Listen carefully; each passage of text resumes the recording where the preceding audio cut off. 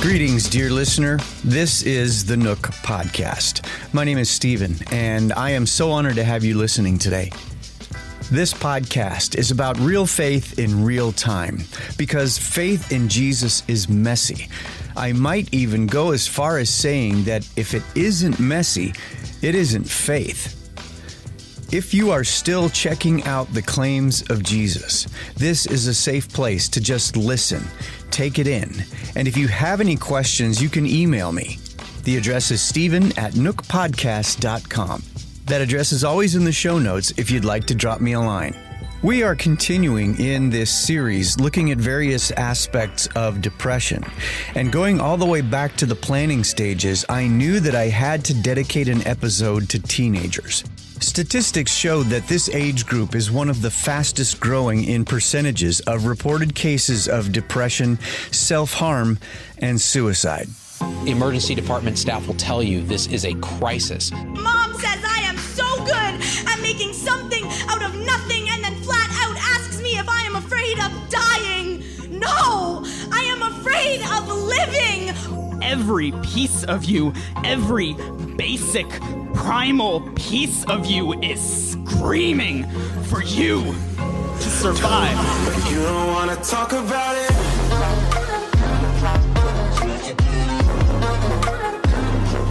Talk about it. In this episode, we are taking a close look at depression among our young people. Kids aged 12 to 17 have the highest percentage of depression, and trends show that it is on the increase.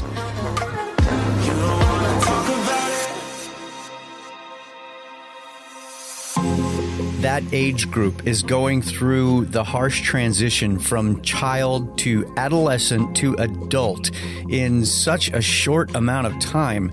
Their bodies and brains are developing at such a crazy rate that it makes it incredibly difficult to keep any kind of healthy perspective on any number of things. Mix in the constant bombardment of social media and peer pressure, and these kids have a hard time knowing which way is up. So today I read a piece in The Atlantic by Derek Thompson that hit close to home as a parent, and it was about rising levels of teen sadness, depression, anxiety, mental health issues in teens. That is Dr. Zubin Damania. He's an American physician and assistant professor of medicine at the University of Nevada, Las Vegas School of Medicine. This is a really good dive into the biology of what our kids are dealing with. But I want to talk about it and digest it for you because I think this is crucial as the next generation's coming up and we're seeing really epidemic levels of unhappiness in kids. And it's partially our fault, so we can actually fix this. So Derek starts by kind of pointing out that since 2009, levels of self-reported sadness, depression, anxiety, et cetera, in kids have skyrocketed, more so in girls than boys. And so there's a few things to digest here. Number one, is it real? And so there's sort of three things he goes through that are kind of these fallacies that people have that, no, maybe it's not real because, first of all, could it be that teens are just buttholes? And of course, they're going to say these things because they've been doing bad activities forever. But the truth is, if you actually look at data, there's less drinking and driving, less early sex, less alcohol abuse, less all kinds of the kind of things that we used to do when we were kids. That in kids now. So it's probably not that. It's also not a question of over-reporting. So yeah, we've destigmatized mental illness to some degree. So maybe kids are more comfortable saying, oh, I feel sad or I'm depressed or whatever. And that's all great and possibly a small component of it. But then you can actually look at ER visits for suicide attempts and for self-harm, cutting and things like that.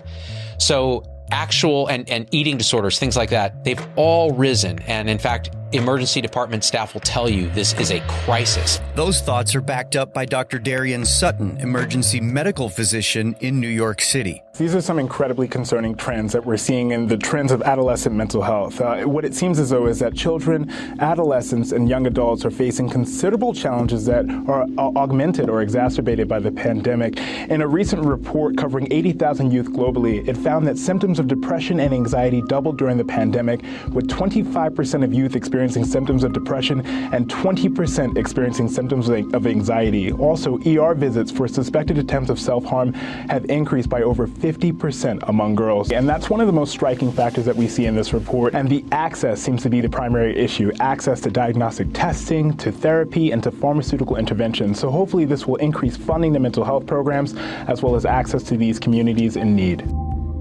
The teenage brain is already prone to mood swings. With so much still forming and changing, they can have a really hard time as it is. Add in depression and anxiety, and the changes in mood and behavior can spin out of control. And that's just scratching the surface on what is happening internally. Then you have to consider what these kids are dealing with on the outside. I recently met Jamie Kirschner. She's been volunteering in youth ministry for 20 years. As you might imagine, she has seen scores of teenagers in all the various stages of growth. So many ups and downs and everything in between. I started by asking her if she could sum up how she sees today's teenager. They're just complacent. They're just, they're hurting, but they don't want to reach out. They're kind of off to themselves. The phones, they're buried behind their phones, and that's where they hide. And so it's been a challenge, I will say, in the last couple of years. It's been a very big challenge to just really reach the hearts of these teens. A lot of them, I don't see them working through their growing pains. I see them hiding. With the ones that are, they reach out, they talk, they ask questions. There's a girl in our youth ministry, and it's so funny because really it just takes us listening, I think, as youth leaders.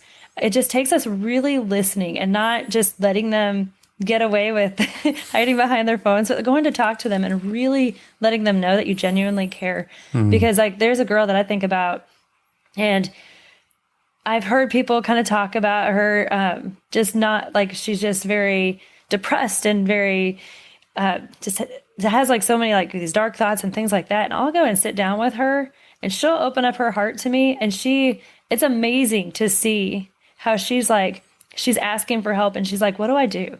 Like, what can I do to help overcome this? And they really want people to reach past them, but I think that they're so used to people looking at teens and saying, yeah, they're just a teen, they'll get over it. Or, like they're just not sure what to do with it, or if it's just drama or whatever. Exactly. And so they just kind of overlook it, and they don't actually sit down and listen to the heart of these teens. I'll tell you what, like when I was a teen, it was hard. Yeah. It was hard walking through those years. I can't even imagine being a teen today, having to walk through COVID and all of the shutdowns and being isolated and then having to get back out in public again. I can't even imagine where they're walking through today. Like I know that it's hard, and I know that they need somebody to just listen to them. Yeah.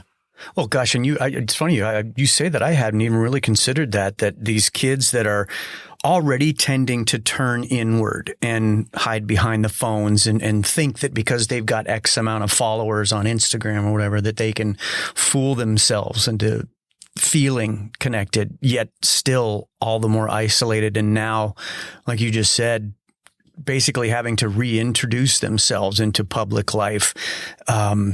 Is that, I imagine that you've got to see really rough patches for some of these kids just being back out amongst people on a regular basis. I think a lot of what I see, the biggest challenge, I guess I should say, that I see among these teens is they don't know how to communicate with each other anymore. And so that's why they are turning inward, because they don't know. They can talk on, headphones and a microphone, and they can talk to each other on video, but seeing somebody face to face, they don't know how to talk to each other anymore. Like the communication is it's very lacking. And because it's scary and because it's now become an issue of comfort zone, like breaking out of that, they turn inward. And so it's a very interesting dynamic that we're seeing today. especially with you in youth ministry, and you're really trying to get them to engage. It's like, I can only imagine for you, it's like having to pull twice as hard to get them to get involved here. This is a place where you can find community and find acceptance. Yeah, and I mean, we see it among the adults too. I think that they say that the average church has regathered about 35% of what they were before COVID. And our church is about 60%, praise God. But like, they're seeing that with the adults. They're seeing that with their parents, that their parents aren't engaged anymore, that they're not communicating anymore. They'd rather be at home and watch church online instead of be out and with people. And so this is only adding to that challenge that these teens are having with communication. Yeah. Well, and this all goes towards laying a little bit of a foundation. And while I feel like there's probably some necessity to claiming that neither you nor I are mental health experts, you're in there neck deep with high school students. This is one of the hardest hit age groups for depression, anxiety, and a litany of other mental health issues. I'm curious on that category by itself. What have you seen? A lot. I imagine. A lot. I mean, these teens are hurting. Yeah. They're hurting, and they don't know how to express themselves. And I mean, in Proverbs, it says a man who isolates himself seeks his own desires and pushes away basically godly counsel. Yeah. And so like, that's what we're seeing. That exact thing is what we're seeing. They're pushing away the people who really care about them, and they're turning inward. And it's like, honestly, it breaks our hearts because we want to see these teens win in life. We want to see them enjoy their life. And like you said, we're not mental health experts. That's not our job description. Yeah. And I feel like a lot of times in the church, in the youth ministry, we are under taught how to work with these. Like, we're not actually taught how to talk to students who are dealing with mental health issues. We're not taught on how, like, what are the next steps that they need to take. We're not taught. I mean, we know from the Word of God, we can encourage them with the Word of God, but outside of that, professional help, I don't even know who to say to send them to. Right. Well, and how brutally frustrating that's got to be for you when you can see a student who is truly struggling. And just the example that you gave there about the young lady that honestly, obviously, just needed somebody to listen to her. But how many others go unreached because they just aren't willing to open up, or for that matter, don't have someone like yourself who will say, hold on, let me try to break through this and let's talk about this stuff. Yeah. Yeah. There's a lot. There are a lot. And it's just, really, we find ourselves sometimes having to force past those comfort zones, and just every single week we go and we talk to the same person every week. And even though they're not talking back to us, they're not even looking at us, or they may treat us with like a bad behavior, like just a bad attitude or something like that, every single week we have to just love them with the love that God has given us, his unconditional love, and go every single week, talk to those people. Hey, just want you to know that I'm praying for you, and I'm here for you if you need anything. And just sitting there, and it's amazing. If you're persistent, the doors will be open, because they realize that you're not giving up, that you're not going to leave. The all too familiar peer pressure, the comparison trap, and the constant overload of social media. These kids are living under the strain of trying to live lives that don't really exist in attempts to impress people they will probably never know. I reached out to my friend Steve Trigaboff for a conversation. He's been teaching high school science and biology for more than 30 years and has seen these kids, our kids, trying to navigate all of this in a public high school. When kids open up to you as a teacher, they will open up, and you better be ready for it, because they will unload on you if they feel safe enough to do that. And so it is definitely an evolution of time. And so I do observe that. I've seen the kids go through an emotional gamut. And those that I know that deal with depression directly, because either A, they've shared that with me, or B, through our communications, like through their counselors, where they're dealing with something. I think this last school year, I think I had 4 students that went into hospitalization for serious depression or suicidal. And sometimes as a teacher, I don't agree with it, but they keep you in the dark about some of the details. I don't need to know the details just to know the details. It's just helpful to understand, where things come from instead of just giving us broad, generalized information like, the student is struggling with suicide, boom, and they just leave it at that. I've had 4 kids that have been hospitalized, and then come back to school over a period of time of a week or 2 weeks away. And I think out of those 4, 2 of them at some point in time went back into hospitalization because of that same reason. So, that didn't happen 15 years ago, 10 years ago, 20 years ago. Yeah. So definitely see it more. And I think all 4 of those kids, I had at least built a relationship with those kids where there was 2 of them I would never have guessed it. Not one bit. When I found out, I was just like jaw dropped, like, are you serious? Wow. And 2 of them I know were battling with stuff because even the courses I taught, I would get those kids as freshmen, and then I might get them again in my upper level class when they were a junior. So I had been able to build a relationship with them, over just not one course, but over several years. Yeah. And so a couple of them I just knew their story, and but there's 2 of them that I would never had a clue. So curiously, then you talk about them going away and they're gone for a week or so. Yeah. How do they come back from something like that? How do they return to class or some kind of normalcy? Oddly, it's almost as if they weren't gone. They in terms, if you're asking like in their behavior when they come back, it's that there's topics like that about their personal lives and stuff like that are kind of like, those are out of bounds. Those are not things you share with. They'll share other stuff about it, but there's, about the personal areas of their life that are struggles is not something that you see kids share, at least to a teacher. Yeah. And I think I speak for other teachers too, at least where I'm at.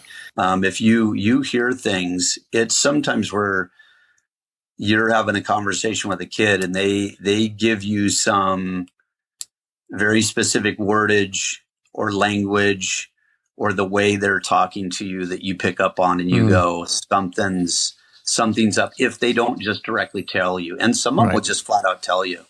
I mean, they won't beat around the bush about it. They'll just say, hey, I'm struggling with this. And then our conversation can sometimes go a lot faster because they just directly share with you. But it's being sensitive about what is this and making sure they're safe and okay too. Yeah. Do you have things that you would attribute that to? Why is it so tough to get past the crust with some 15-year-old kid in the now that maybe wasn't there 15, 20 years ago? I think we go back to like when we were in high school, right? And all of us had some level of insecurity. Sure. Some of us more, some of us less. I think that's human nature. Yep. Even as adults, we still have it in certain areas. So I use that word security because I think that's where it is. It lies in that they're, as a general population of kids, and it doesn't mean all kids, but I see more and more kids, is how I explain this, that have this, where they're very insecure about themselves in so many different ways. And because they're insecure about themselves in so many different ways, it's very difficult for them to open up, engage in daily activities, even just what we would probably look at as just basic things. It becomes difficult for them to engage and step out. And again, human nature, it's difficult for us to try new things sometimes. Have you found any, or did you really just kind of have to play it almost, class by class or student by student do you have some I hate to use the word trick, but do you have tricks or do you have kind of a metaphorical goodie bag of, well, here's something I've done before that gets a kid talking. I'll try that, or I'll try this, things like that. Yeah, I think, it's through the process of just doing this for a long time and growing myself, is that number one, you have to really want to listen. And that's the difference between being cliched and saying, I really want to hear you. That's really what the difference is. And that's part of my growth, as a person in general and as a teacher too, but as a person that helps you everywhere. And I think the kids pick up, but they're very intuitive about that stuff. And just like anybody, but they're not too young to not. So they're very intuitive to know the difference, whether you're just listening to them or you want to hear them. Yeah. And it's interesting that you call it that, like a goodie bag or a trick. And it's a trigger. I think if I feel like we're at a place, and sometimes it's because of something going on or something happening at school or in world or whatever, or many times they just off the cuff bring up a topic, then I look at that as an open door, a lead in to discuss things. And like I said, once you, I think, build that rapport with them as a group or whatever, and I have everywhere from freshmen to seniors. So they're different by age groups too. And those juniors and seniors can be more likely to discuss that. But it's usually because I'll ask them, how do you guys feel about this? What do you think about that? Yep. And I think that's the initial thing. If your first thing is to ask how they feel or what they think, they like to share that versus let me tell you what you need to hear from me. And it starts that dialogue much better. And they want to be heard. They want to tell things, I think. And they just have to know that. And that's nice because it really does. I've learned that begins a dialogue. So that's probably the one thing is you build that rapport, and then you ask them the questions sincerely and want to hear what they have to say. For social media's sake, because one of the things I'm looking to touch on here is kind of the comparison trap. And when you and I were in school, it was all about window dressing. And does so-and-so look cool today? Does that one girl that you think is cute, does she look amazing today? And that's kind of all we had. Whereas now we've got Instagram and filters and all kinds of stuff. And that, again, that public image that kids are trying to control. How do you see that working against them in that comparison trap? And yes, everything I'm asking right now is kind of funneling back towards, the depression element, the mental health of these students. So is there a way for you to speak, if only on 30 plus years, where you've seen social media, the comparison, and what that's doing to a kid? They're thinking they're building themselves or they're maintaining something, but how do you see it working against them? That they see just this constant barrage of stuff in front of them, from lifestyles to what you look like, to what you're wearing, to how you're making easy money. And they see so much of it, because they're looking at it so much that they believe that's real. And I think it goes back to that insecurity. They don't see themselves as that person, that dress, that look, that money, that gift or talent. And therefore, it immediately makes that insecurity even greater for them.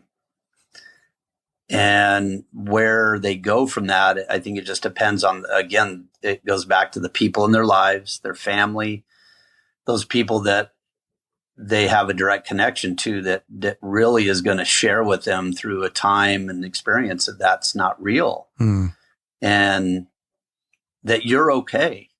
Yeah. You don't have to meet that standard you see on your phone because you don't even know if it's real. You think it might be, but you have to understand that you have a God-created image, and that's what is most important, that it's not a mistake. It is good. It is great. It is worthy. And I think it's just somehow getting kids to see themselves that way instead of what they see on screens. That's the hard part. What does it mean to you to be safe?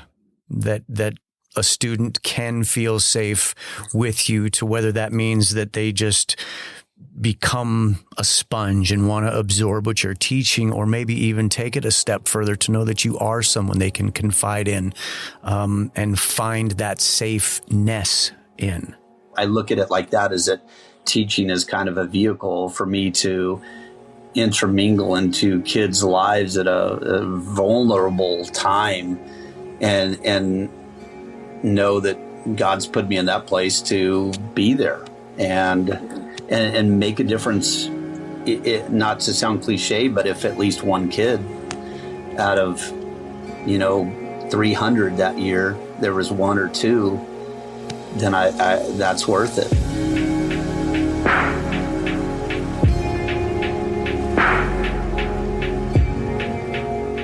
A teenager who is slipping into depression will stop doing things they really enjoy.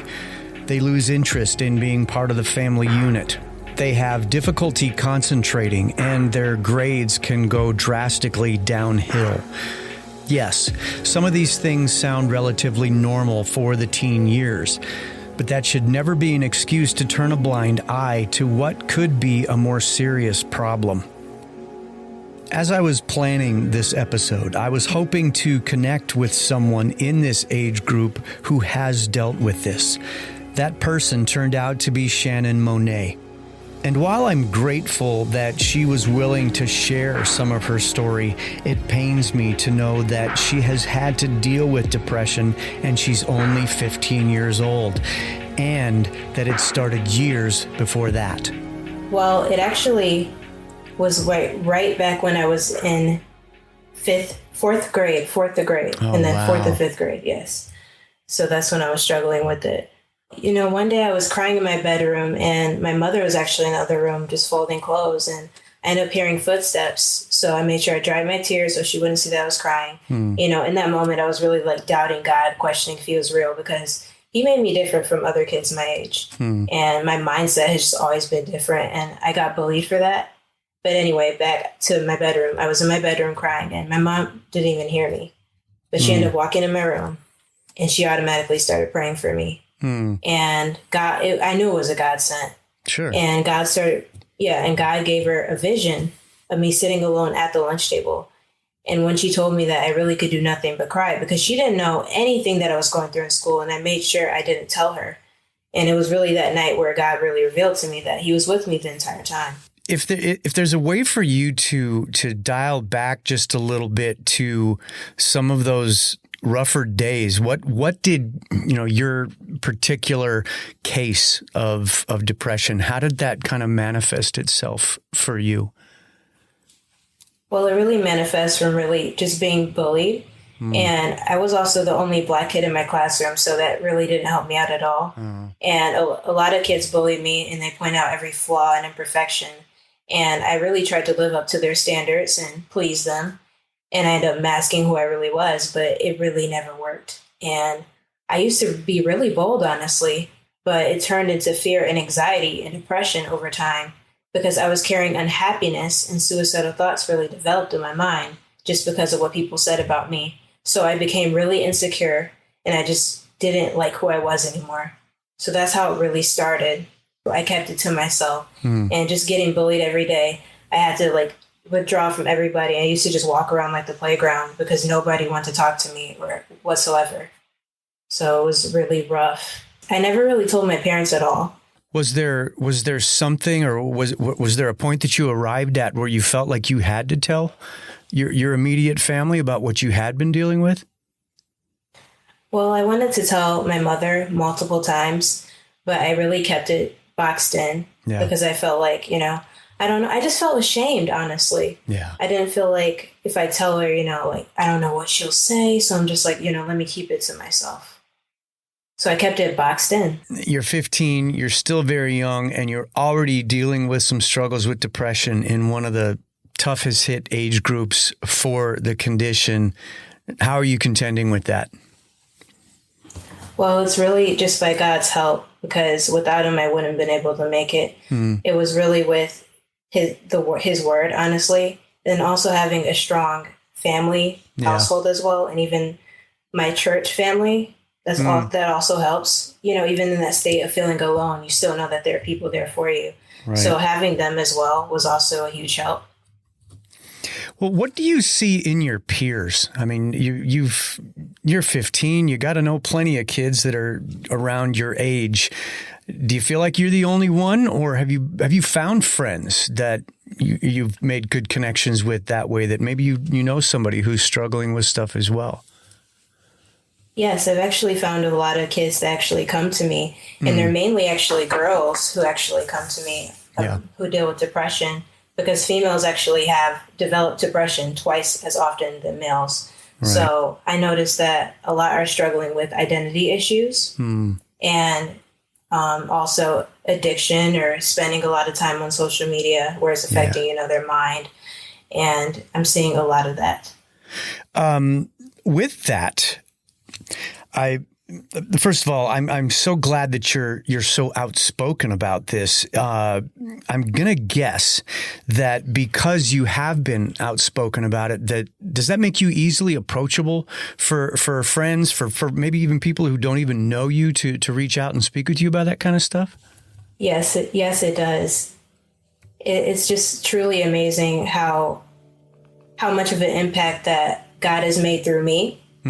Because if I didn't follow what he told me to do, I wouldn't have been in this position at all. So I'm just so thankful that I'm able to help multiple teams and everything.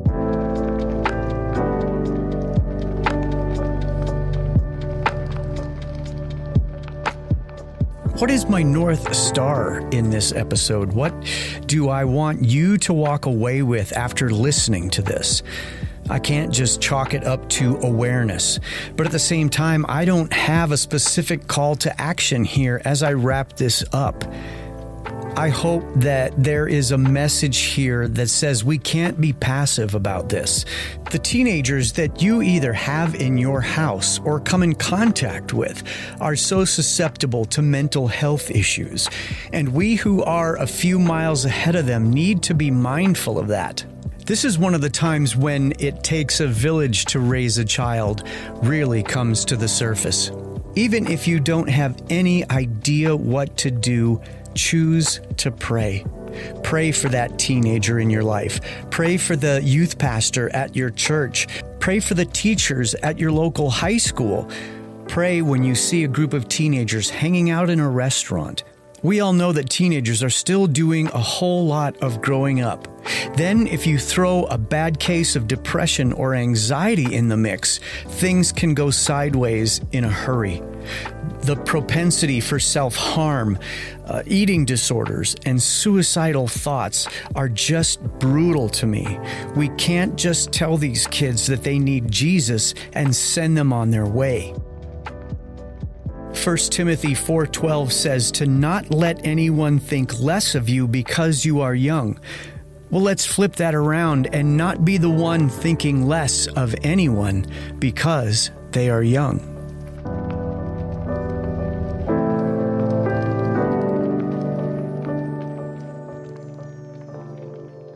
I've got links in the show notes if you would like more information about healthy ways of dealing with teenage depression.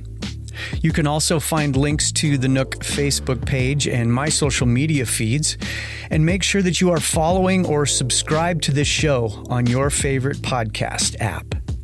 Thank you so much for listening, and I will catch you here next time in the Nook. The Nook Podcast is a production of Sozo Digital Media.